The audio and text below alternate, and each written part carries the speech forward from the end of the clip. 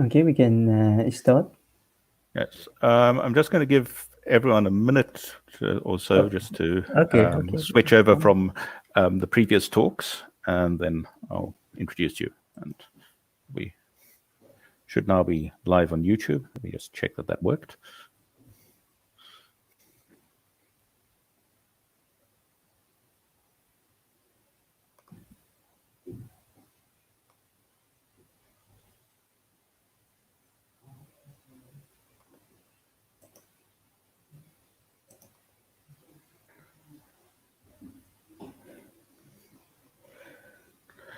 All right, this is a bit difficult without being able to see the audience, but hopefully everyone has now made their way across from the previous talks.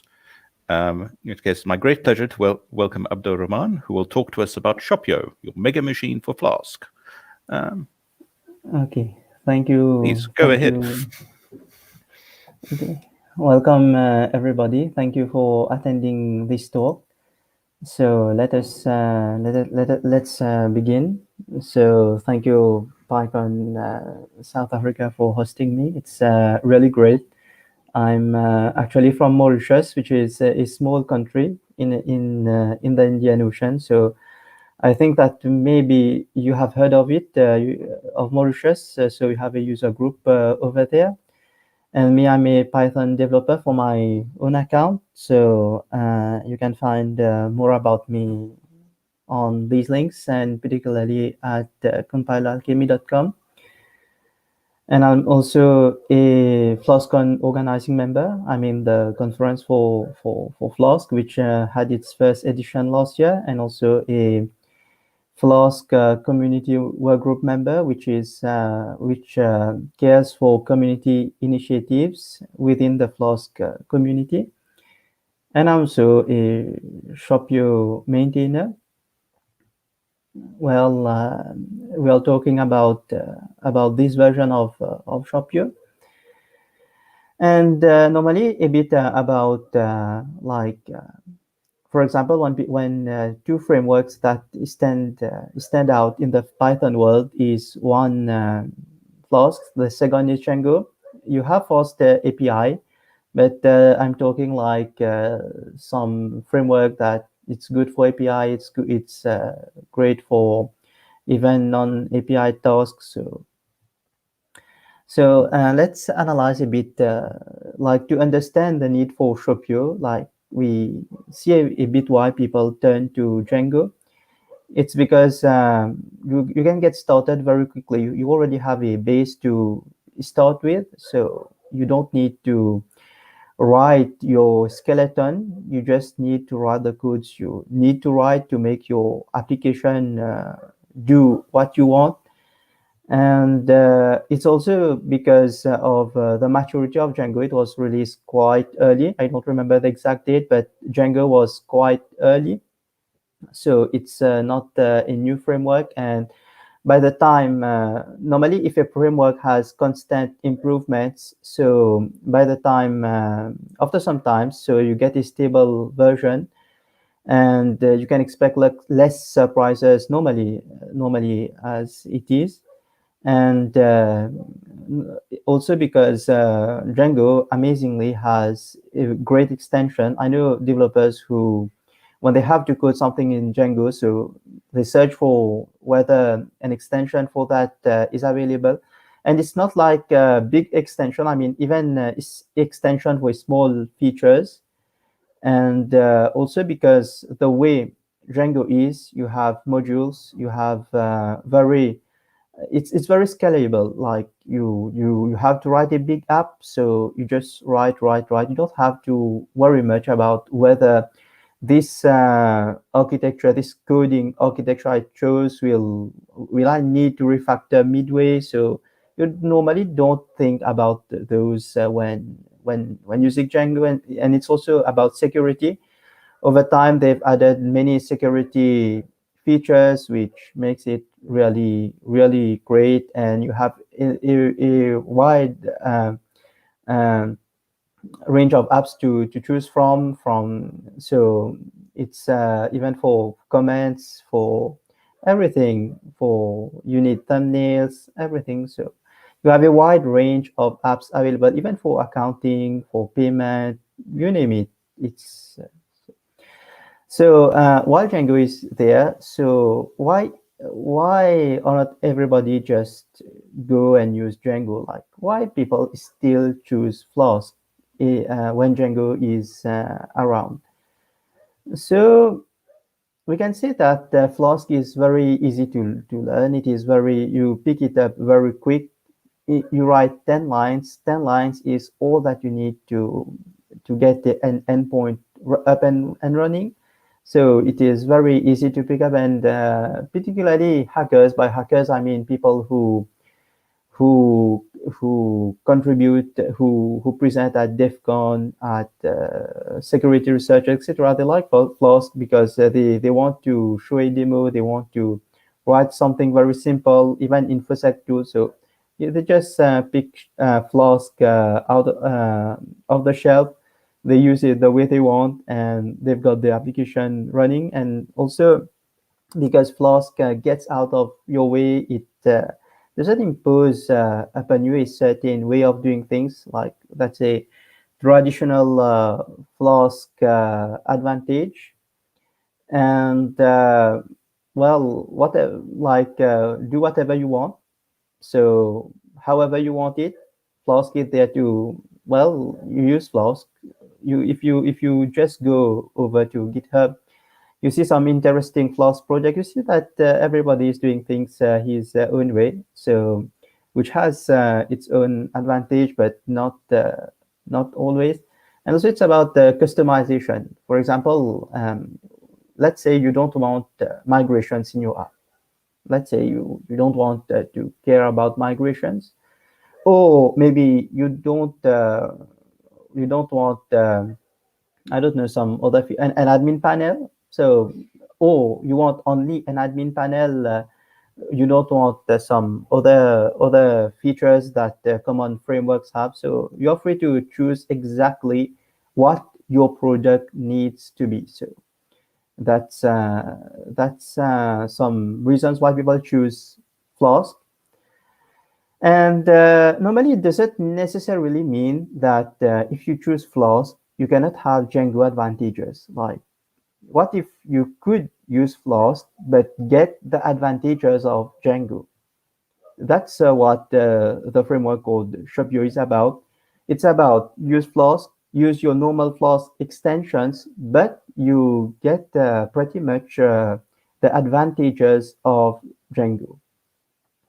So what does that mean?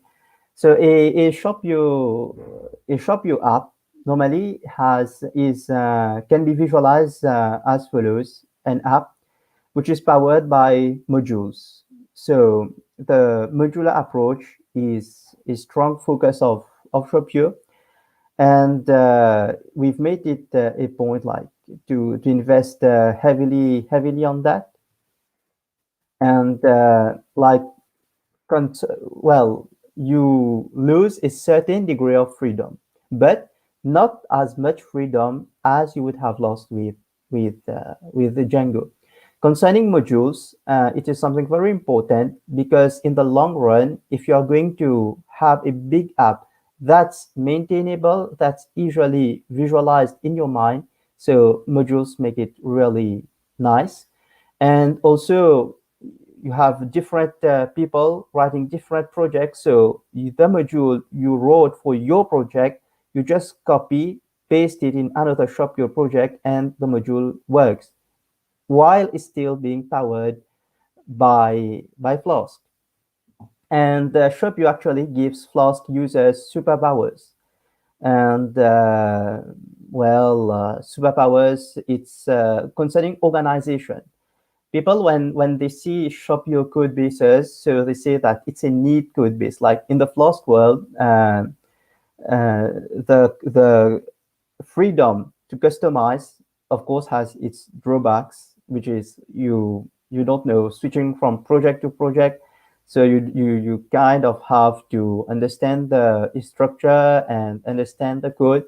But with Shopyo, you just go straight to understanding the code. And You also have many features. For example, we've already set up migrations, assets management, and of course modules. Why do we care about modules? It's because when we say modules, it's not about the way blueprints are. Normally, at one time in the Flask docs, you were seeing that blueprints were pluggable. You were seeing that word, but normally it's not pluggable. That you don't plug and unplug. You have to write the blueprint codes. But with Shopyo, you don't write blueprint codes. When I say that you copy paste a module and it works, I really mean it. You just copy paste a module, and it works.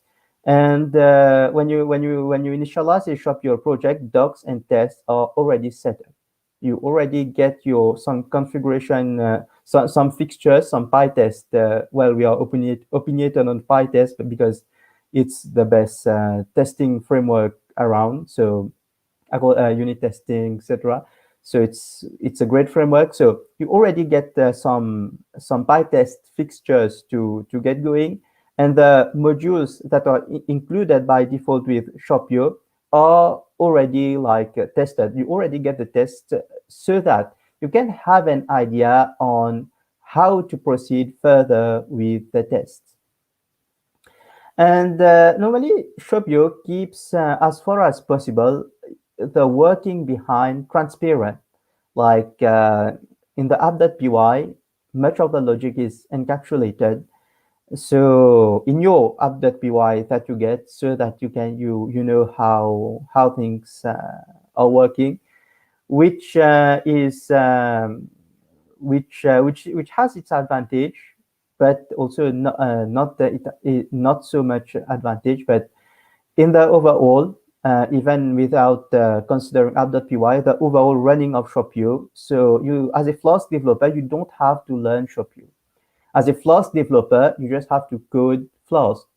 It's just you have to care about the organization, but and you write your normal Flask code, and you are good to go. And I can say that, for example, what do I mean by you only need to learn Flask? You don't need to learn Shopyo as such. It's because if you compare Shopyo to a project like Flask Diamond, the closest attempt you can get to Shopyo was Flask Diamond, which was a framework which had in mind to emulate Django, but in the process, it introduced its own API. Like you have to pass through Flask Diamond to actually like get the advantages of Flask Diamond. But with Shopyo, you don't need to pass via Shopyo to get the advantages of Shopyo. You just need to know Flask. That's it. And this I can say that a starting skeleton of Shopyo is quite is somewhat loaded. Is somewhat loaded in terms of you have many folders, etc. It's not heavy, but it's loaded. So you have Flask at the base. We chose some 4, 5, 6 Flask extensions that are very reliable, that has stood like the test of time, and they're like ingredients in a plate. And so, for example, for email, we use Flask Mailman, but for test, PyTest, Docs, Sphinx, and else all others are pure Flask stuffs. And normally a Shopyo app, you have your modules, but you also have the concept of boxes, which allows you to group your modules into a folder called box. So you can have, for example, box default, which will enable you, if you copy the box to another person's project, so it will work. So you have boxes, you have modules, and you even have assets management, you have configuration profiles, you have secrets, everything just set up. You just have to use it. And for example, secrets and configuration profiles, these are Flask features. Like configuration profiles, we don't have to bring to code it from scratch, like Flask already has secrets management concerning the instance folder, whatever. But concerning theme, for example, module themes, module and themes, these are Shopyo inventions. Like you don't have it like bare bones from Flask. You have to do some coding around to get these. But that's the non-graphical representation of a Shopyo app, which might seem scary. By the way, the modules, if you want to remove some modules, normally you can, but it also has its advantages to let it like remain. And yes, that's a bit what you get. And then what's exactly in a Shopyo module? So well, if you've used Django, so you have a static folder for your static assets, templates, tests, view models, form. By the way, for forms, we use Flask WTF. And then upload. Upload is optional if you want to seed your database. That's what upload is for. You also have a folder called global.py if you want, so that you can specify variables that will be included in all templates. Like, for example, in global.py, you put x is equal to 1 in a dictionary name available everywhere. So x is equal to 1 will be available in all templates, in all modules. So that's what a module is made up of. So to get started with Shopyo is actually very simple. Very simple. You make a folder, activate your virtual environment, install Shopyo, and then you just say Shopyo new. It will create the structure we saw here. And you can also specify a folder to create Shopyo new and then folder name. But normally this is quite convenient because you will create your virtual environment inside your project folder, which will be involved by your Git involved. But this is like yeah, and yes, we use SQL Alchemy. That's like SQL Alchemy is included by default. And as you can see, we also have manager.py already set up if you want to use it. So you have some command to run your server. So okay, so that was a bit of trolling. Like we wanted to just implement some Django command. And yes, we also, this one is quite something. Like we implemented Django's collect static command. Like just like the collect static command will collect all the static assets and put it in a folder so that you can serve it in one folder in your production server.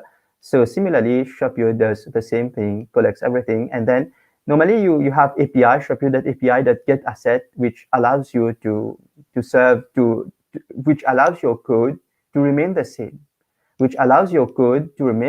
but when switching mode from development to production, your code remains the same. It's just the URL of serving the assets that changes, but it's just apart from that, just to know like in what mode you are on. But it's normally it serves your assets like just like that. And some migrate commands included by default. Those were some commands that you can explore later on. So when a new framework is on the block, so you might say like, well, is it reliable? Like, okay, it's a new framework, so is it is it stable? Is it mature, as we would say? So we can say that compared to Django, we don't, for example, maintain our own ORM. We don't maintain our auth system. We don't maintain our admin panel. We don't maintain our migration mechanism. We don't maintain our mail package, etc. But we carefully chose those plugins, and of course, we depend on them. That's for sure. But normally we use them. So concerning whether at the core Shopyo is reliable, so it is. We just we did two things. One is concerning its structure. We also implemented things of our own, but we use those. So that's concerning reliability. So that is something that people always ask when I present Shopyo is like, okay, so you have collect static, you have this and that, you have modules, but at the end of the day, like, why not use Django?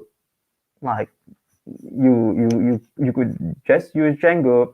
Well, because the answer is because Flask has a certain way of doing things. Flask has certain extensions. Flask has actually a very simple way of doing things. It's very straightforward. It's quite simple. So Shopio allows you to use that simplicity with some added benefits. And let's analyze. Let's analyze, why do I mean because Flask? Why do I mean by that? This is a conversation between this person who is the first employee who is the first employee of Pinterest. So he saw some. I put the link to the tweet at the end, but it said that so the person wanted to know. He saw somewhere that some Pinterest employee mentioned that they were using a heavily modified Django. So what exactly is?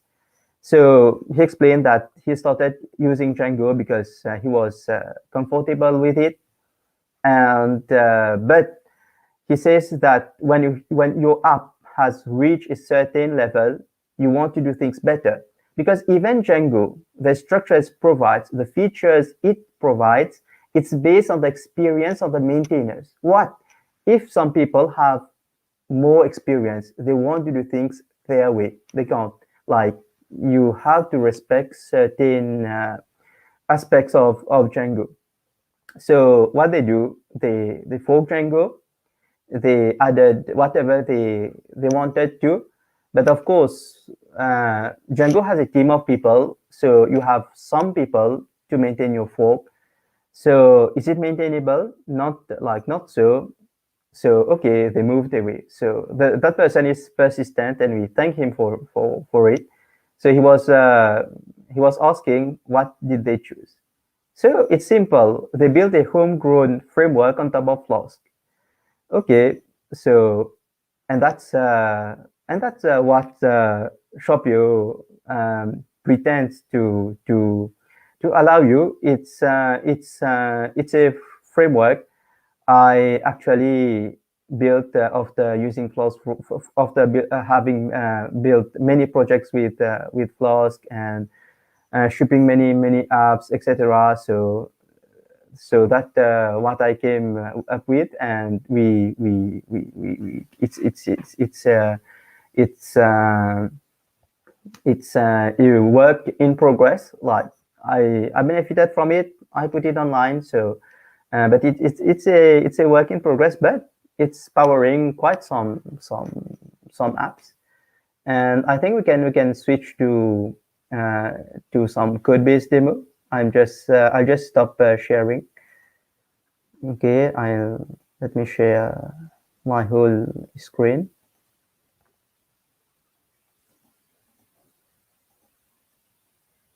Okay. Yes, and Shopyo, you can view it here. Like, we lost some stores when we moved off from my personal account to an organization account. I don't know if GitHub has a solution for that, but nevertheless, what you see here is the conference software we are using this year for FlashCon, and here you have the staging server. Okay. Here's the staging server for FlashCon. Okay, so you have everything, and then if you go to the real website, you'll see it's somewhat similar. It's somewhat similar, and just you have some more data. But if you see the code base, you see that we are using Shopyo. We are using Shopyo, and okay, here you can have. I think this is a great demo, a great Shopyo demo, like how Shopyo helps. And if you go to the database, to the code base, I mean, you go to the module, and you can find how the app is built, how the website is built. It's you have modules, and like that, and that's what's powering this website. And we can say that it's kind of organized, and well, we've built it with theming in mind. Like this year, we are using the 2021 theme. The idea is that, for example, for next year, so we just change the theme, but we keep the app the same. So, and it was coded like mid I don't remember, but this year it was started this year. And then, for example, if you see the themes front, okay, so theme here, and then 2021. Okay, so 2022, we just added folder 2022, and those like here, those files, we just customize them. So, but of course, you don't need to have a 2021. That's just like front. You just have to have another folder in here. But that's just how we choose to organize it for this project. And well, I think that's it's pretty straightforward to understand the code base. And if you want to contribute, we have some issues, and I think that's all from me. So you can after the talk go over that code base to understand like how Shopyo works. Also go to the Shopyo repository, like see the docs and see like whether it will be a nice fit for you. Okay. Right. Thank you very much for that talk. I have one question, which I'll just cycle through so it shows up properly. You mentioned that Shopyo is still a work in progress. So what's the roadmap look like? What are the next features we can expect to see? Well, yes, that's a nice question. So to provide some more API first support, we are thinking of integrating, have a nice integration for Flask REST-X, because in the Flask community, the most reliable API frame extension that I've seen is Flask RESTful, but of course that's been forked with Flask REST Plus, and that's also been forked, and now Flask REST-X is the maintained fork of Flask RESTful. And from feedback with people who've used Flask REST-X, Flask RESTful, etc. So Flask, so this is a very stable framework. It has a very simple way of dealing with things, etc. So if you are a Flask person, Flask REST-X is like you have Swagger, etc. You have many projects in Flask which gives you docs, but Flask REST-X gives you painlessly.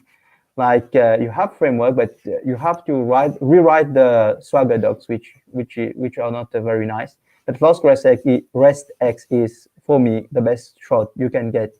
And concerning APIs, you also have, for example, some extensions that allows you to integrate Pydantic and things like that. But one thing is about having support for that, having support for like, I mean, if you want to not if you don't want to use Flask SQL Alchemy, like you can, but it requires you to manually like configure things around, because a Shopyo app is first and foremost a Flask app, so you can customize it, but providing like some more options, like some setup options for people who want to use like non-SQL databases. And also about well, those and we also internally we are also working on restructuring the application for better testing. Like, because Shopyo is like that, we did some things here and there. Like, it was a fun project, but in after this version, we are kind of working internally to better organize things, and let's see, like what we need to make it better. And also, yes, of course, I think the most important thing is having pip installable modules for Shopyo. We did some experiments, but we need to formally make it available, like just like how Django packages. So you have Shopyo packages, which is just a module that is pip installable. So that's a bit. That's a bit it. All right. Thank you very much. Let's give it a moment to see if there are any other questions coming through.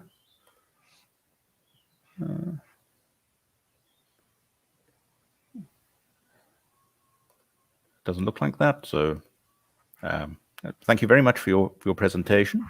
That was an amazing opportunity. Thank you for hosting me. Thank you for attending. See if this works.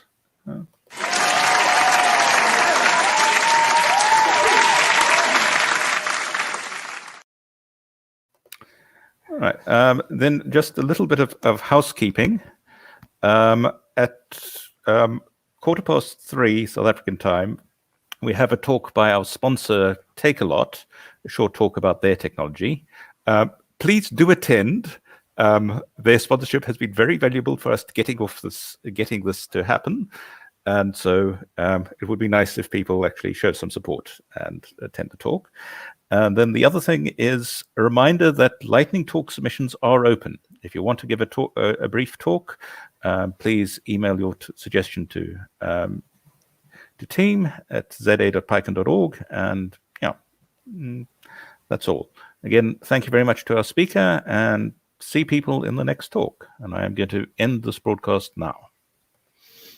Thank you.